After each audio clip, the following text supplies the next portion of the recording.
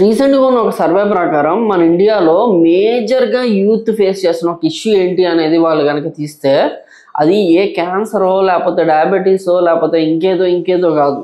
ఆ major issue ఏంటి అంటే డిస్ట్రాక్షన్ అంట. ఎందుకు ఈ డిస్ట్రాక్షన్ గురించి మాట్లాడుకోవాలి మనం అంటే, రీసెంట్గా ఆస్ట్రేలియాలో ఒక కొత్త రూల్ అయితే తీసుకొచ్చారు. ఏంటంటే 16 years లోపు పిల్లలకి సోషల్ మీడియా బ్యాన్ అనేది. అలాగే ఇంకొన్ని కంట్రీస్లో కూడా కొన్ని తీసుకొస్తున్నాం అన్నమాట. పేరెంటల్ గైడ్లైన్స్ ప్రకారం వెళ్ళాలి, సోషల్ మీడియా యూసేజ్ ఇలాంటివన్నీ కూడా. ఈ యూసేజ్ అనేది ఇండియాలో టూ మచ్ అనమాట. అంటే ప్రతిదీ కూడా సోషల్ మీడియాలోనే. అంటే ఇంకోటి కూడా రీజన్ చెప్పచ్చు, ఎందుకంటే ఈ మధ్యకాలంలో న్యూస్ ఛానల్స్ కూడా అంత అథెంటికేటెడ్గా లేవు కాబట్టి జనాలు పర్ఫెక్ట్ న్యూస్ కోసం సోషల్ మీడియాని అయితే ఫాలో అవుతుంది, దానికి తప్పలేదు. కానీ ఈ సోషల్ మీడియా అనేది ఒక మనిషిలో ఒక డోపమైన్ లెవెల్ని పెంచుతుంది. డోపమైన్ అంటే ఏంటి అంటే ఇంకా చూడాలి అనే ఒక డోపమైన్ అనమాట. సో ఆ డోపమైన్ని పెంచుతూ ఏంటంటే వరల్డ్లో ఎక్కువ గంటలు సోషల్ మీడియాని చూసేది మన ఇండియన్స్ అనేది స్టడీ రివీల్ చేస్తుంది అనమాట. అంటే ఎంత అడిక్ట్ అయిపోయామో మీరు అర్థం చేసుకోవచ్చు. సో ఈ అడిక్షన్ నుంచి, ఈ డిస్ట్రాక్షన్స్ నుంచి బయటపడాలి, మీకున్న వర్క్ని పర్ఫెక్ట్గా కంటిన్యూ చేసుకొని పర్ఫెక్ట్గా క్లోజ్ చేసుకోవాలి అంటే కొన్ని టెక్నిక్స్ ఉన్నాయన్నమాట. ఏం చేయాలి అనేది ఒక 3 steps అయితే చెప్తానమాట. ఇది నేనేదో సాధించేసి మీకు చెప్పింది కాదు. ఆబ్వియస్గా ఈ డిస్ట్రాక్షన్ వల్లే, అంటే నాకు బుక్ రీడింగ్ హ్యాబిట్ని అలవాటు చేసుకోవాలని చెప్పేసి నేను ఎప్పుడైతే అనుకున్నానో ఆఫ్టర్ మై బీటెక్ నేను చాలా ఎఫర్ట్స్ పెట్టేవాడిని అనమాట. రోజుకు ఒక్క పేపర్ కూడా నేను చదవలేకపోయేవాడిని. ఎందుకంటే ఈజీగా డిస్ట్రాక్ట్, అంటే మనకి ఫోన్ పక్కనే ఉంటుంది, నోటిఫికేషన్ బజ్ అవుతాయి.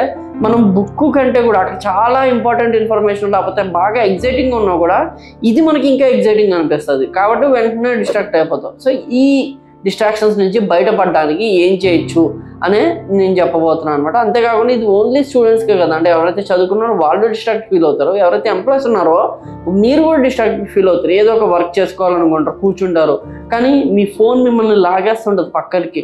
కాబట్టి ఈ డిస్ట్రాక్షన్ నుంచి మీరు కోలుకోవాలి, డిస్ట్రాక్ట్ అవ్వకుండా ఉండాలి అంటే ఏం చేయాలనేది మనం ఈ వీడియోలో తెలుసుకుందాం. So I think topic is very important, right? Very interesting also. So please do subscribe to our channel and help us to grow. So coming to the topic, first లెవెల్లో డిస్ట్రాక్షన్ ఎలాగ మనము పక్కన పెట్టచ్చు అంటే ఫోన్లో DND మోడ్. అంటే DND అంటే ఏంటంటే డూ నాట్ డిస్టర్బ్ అనే మోడ్ ఉంటుంది కదా. సో అది పక్కన పెట్టేస్తే మనకి ఎటువంటి కాల్స్ ఎటువంటి నోటిఫికేషన్స్ ఇవన్నీ బాగానే ఉంటాయి. కానీ మనం అంతసేపు మన ఫోన్ కనుక పని చేయలేదంటే ఫస్ట్ థింగ్ ఏమైపోయిందో అని భయపడతాం. రెండోది వచ్చి మన ఇంట్లో వాళ్ళు మెయిన్గా, అంటే మనం చాలాసేపు ఖాళీగా ఉంటాము, ఫోన్లో ఆడుకుంటూ ఉంటాం, అప్పుడు వాళ్ళు ఫోన్ చేయరు. మనం ఏదైనా వర్క్ చేసుకోవడం స్టార్ట్ చేయగానే వాళ్ళు కాల్ చేస్తారు. ఈ కాల్ చేసే టైంలో మీరు కనుక DND పెట్టడం అది పిచ్చ కోపం వస్తుంది. సో అలా కాకుండా ఏంటి అంటే మనకి కొన్ని యాప్స్ ఉంటాయి, అంటే ఫారెస్ట్ అనే యాప్స్, ఫోకస్ మోడ్ అనే యాప్స్ ఉంటాయి అనమాట. మనకి ప్లే స్టోర్లో కానీ యాప్ స్టోర్లో కానీ దొరుకుతాయి. ఈ యాప్స్ ఏంటి అంటే స్పెసిఫిక్ పాయింట్ ఆఫ్ టైంని మీరు కాన్సన్ట్రేట్ చేసేలా ఉంటుంది. ఇప్పుడు ఫారెస్ట్ యాప్ అంటే ఏంటంటే నీ ఫోన్ని కదపకుండా నువ్వు ఎంతసేపు చదువుతావో అంతసేపు అక్కడ చెట్లను మొలుస్తూ ఉంటాయి అనమాట. మీరు చూస్తుంటే రజనీకాంత్ సినిమా ఉంటుంది, శివాజీలో నడుచుకుంటూ వెళ్తుంటే పక్కన చెట్లు గ్రో అవుతుంటాయి. సో గ్రోత్కి ఒక సిమ్టమ్ అనమాట అది. సో పక్కన చెట్లు గ్రోత్ అవ్వడం, ఇక్కడేమో ఇట్లా రోడ్లు వెళ్ళడం ఇలాంటివి చూపిస్తూ ఉంటారు. సో ఆ ఫారెస్ట్ యాప్ ఏంటంటే నువ్వు ఎంతసేపు చదువుతావో అంతసేపటికి ఒక చెట్టు పెద్దదవడం, ఆ చెట్టుకి నీళ్లు పడి అది ఇంకొంచెం గ్రో అవ్వడం ఇలాంటివి చూపిస్తూ ఉంటారు. ఒకసారి ఆ యాప్ వాడండి, మీకు అర్థమవుద్ది. ఓకే, నేను చదవడం వల్ల ఈ చెట్టు గ్రో అవుతుంది, సో నేను చదవడం ఆపేస్తే చెట్టు చచ్చిపోతుంది. సో దాన్ని గ్రోలో ఉంచుకోవడానికి మనం కొంచెం ఎఫర్ట్స్ పెడతాం అనమాట. ఓకే, 10 నిమిషాలు చదివాం కదా, ఇంకొక 5 నిమిషాలు చదివితే ఇంకొంచెం పెరుగుతుంది, ఇంకొక 10 నిమిషాలు చదివితే ఇంకొంచెం పెరుగుతుంది అనే దాంట్లో మనం ఎక్కువ చదువుతాం దానివల్ల. సో అందుకని అందరు చదువు గురించే కాదు, ఈవెన్ వర్క్ దగ్గర కూడా. సో అందుకని ఇలాంటి యాప్స్ వాడచ్చు. This is first thing. Second వచ్చేసి చాలా మంది చెప్పింది, మెయిన్గా మన NTR అన్న చెప్పింది ఏంటి అంటే pomodoro technique. So pomodoro technique గురించి ఆ సినిమాలో చాలా క్లియర్గా ఎక్స్ప్లెయిన్ చేశారు, బట్ ఇక్కడ కూడా చిన్న సింపుల్గా చెప్పేస్తాను. పోమోడోరో టెక్నిక్ అనేది 25 minutes of study, 5 minutes of break. ఈ టెక్నిక్ని ఫాలో అవ్వాలంటే 25 minutes పాటు ఒక వర్క్ మీద కాన్సన్ట్రేట్గా ఫోకస్ చేస్తాం, ఆ 5 minutes మనం బ్రేక్ చేసుకుంటాం, మళ్ళీ 5 minutes తర్వాత మళ్ళీ స్టార్ట్ చేస్తాం. ఇలాగ 4 cycles చేసి తర్వాత లాంగ్ బ్రేక్ తీసుకోవాలి. ఇది ఎవరికైతే ఎగ్జామ్స్ ఉంటాయో, ఎవరికైతే అసైన్మెంట్లు ఉంటాయో, ఎవరికైతే ప్రాజెక్టులు ఉంటాయో వాళ్ళు ఈ టెక్నిక్ని ఫాలో అయితే కరెక్ట్గా మీకు హెల్ప్ అవుతుంది అనమాట. సో ఇలా కనుక చేసినట్లయితే ఏంటి అంటే మీరు లాంగ్ టర్మ్ మీరు దాని మీద కాన్సన్ట్రేట్ చేయొచ్చు. అండ్ ఎవ్రీ 5 minutesకి చెప్పా కదా, ఆ 5 minutesకి కొంతమంది ఏం చేస్తారంటే ఈ 25 minutes చదివిన దాంట్లో కొంతమంది చాక్లెట్స్ అంటే ఇష్టం అనుకోండి, ఈ 5 minutes అప్పుడు చాక్లెట్ తినాలి అనే డోపమైన్ వాళ్ళ మైండ్లో ఉండి దీనికి పుష్ చేస్తారు. అంటే 25 minutes కన్సిస్టెంట్గా చేసి 5 minutes అప్పుడు ఈ చాక్లెట్ తినొచ్చు, లేదా 4 సైకిల్స్ కంటిన్యూ చేసి ఆఫ్టర్ దట్ ఒక లాంగ్ బ్రేక్ తీసుకున్నప్పుడు వాక్ వెళ్ళొచ్చు, క్రికెట్ ఆడుకోవచ్చు. చిన్నప్పుడు మీరు చాలామంది చూసే ఉంటారు, మీ అమ్మ వాళ్ళు చెప్తారు ఏంటి అంటే, నువ్వు ఇప్పుడు కనుక ఒక 2 hours హోంవర్క్ రాసామంటే తర్వాత నువ్వు సాయంత్రం అంతా క్రికెట్ ఆడుకోవచ్చు అంటే, ఆ సాయంత్రం ఆడే క్రికెట్ కోసం మనం 2 hours కాదు 4 hours అయినా హోంవర్క్ కంప్లీట్ చేసి వెళ్తాం. ఇదే సింపుల్గా పొమడోరా అన్నారనుకోండి. సో ఇలాంటి టెక్నిక్ ఒకటి ఉంది.